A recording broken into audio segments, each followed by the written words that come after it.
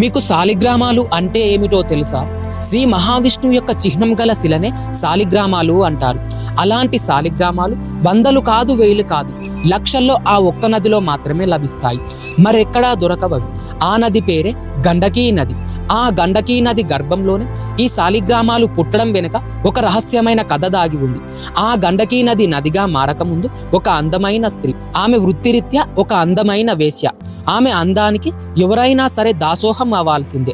ఆమెతో ఒక్కరోజు గడిపిన వారి తలరాతలే మారిపోయేవి. ధనవంతులుగా గొప్పవారిగా మారిపోయేవారు. అందుకు చాలా మంది రాజులు, డబ్బున్నవారు కూడా ఆమెతో ఒక్కరోజు గడపాలి అని పరితపించేవారు. కానీ గండకీ మాత్రం అందరినీ అంగీకరించేది కాదు. చెడ్డవాళ్లతో అసలే కలిసేది కాదు. రోజు ఒక్కరితో మాత్రమే గడపాలి అని నియమం పెట్టుకుంది. ఇక ఆ రోజు అతనే ఆమె భర్తగా భావించేది. అలాంటి ఒక స్త్రీని సాక్షాత్తు శ్రీమన్నారాయణ అయిన శ్రీ మహావిష్ణువుకే పరీక్షించాలి అని కోరిక కలిగింది. అలా ఒకరోజు పొద్దున్నే వచ్చిన ఆ ధనవంతుడు గండకితో బేరం కుదుర్చుకొని ధనం ఇచ్చాడు. గండకి కూడా అతన్ని భర్తగా భావించింది. అలవాటులాగే గండకి అతనికి స్నానం చేపించాలి అని ఒంటి మీద నుండి దుస్తువులు తీసింది. వెంటనే దుర్వాసన వచ్చింది. ఒళ్ళు నిండా పుళ్ళున్నాయి. కుష్ఠవ్యాధి కూడా ఉంది. అయినా గండకి అతని ఒంటికి సుగంధ ద్రవ్యాలు పూసింది. రుచికరమైన భోజనం పెట్టింది. మిగిలింది తాను తిన్నది.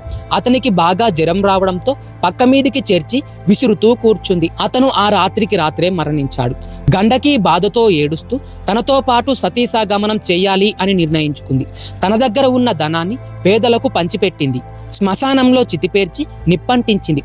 ఆ చితిలో దూకబోతుంది. అక్కడున్న వారందరూ ఆపినా ఆగలేదు గండకి. చివరికి భర్తగా భావించిన అతని చితిలో దూకింది. విచిత్రమేంటంటే ఎగిసి పడుతున్న మంటలు ఒక్కసారిగా మల్లెపువ్వులు అయ్యాయి. వెంటనే సాక్షాత్తు ఆ శ్రీ మహావిష్ణువే ప్రత్యక్షమయ్యాడు. విష్ణువును చూసిన గండకి మురిసిపోయింది. నీళ్లతో కాళ్ళు కడిగి ఆనందించింది. గండకీ నిష్టను చూసిన శ్రీ మహావిష్ణువే నిర్ఘాంతపోయాడు. గండకీ భక్తికి పులకించిపోయాడు. గండకి, నీ భక్తికి మెచ్చాను, ఏదైనా వరం కోరుకో అన్నాడు. అప్పుడు గండకి ధనం కానీ డబ్బు కానీ కోరలేదు. చివరికి మోక్షాన్ని కూడా కోరలేదు. కేవలం మాతృత్వాన్ని మాత్రమే కోరుకుంది. దాని ఫలితమే గండకీ మరుజన్మలో నదిగా పుట్టింది. ఆ గండకీ నది గర్భంలోని శాలిగ్రామం రూపంలో శ్రీ మహావిష్ణువు పుట్టి పూజలందుకున్నాడు. సాక్షాత్తు శ్రీ మహావిష్ణువుని తన గర్భంలో దాచుకొని మాతృత్వాన్ని పొందింది గండకి. తులసి శాపం కారణంగా శిలగా మారిన ఆ శ్రీ మహావిష్ణువు గండకికి ఇచ్చిన వరం కారణంగా ఆ గండకీ నది గర్భంలో శాలిగ్రామ రూపంలో ఇప్పటికీ పుడుతున్నాడు. కృతయుగంలో జరిగిన ఈ కథ మీకు ఎలా అనిపించింది? అలాగే జై శ్రీమన్నారాయణ అని కామెంట్ చేయండి.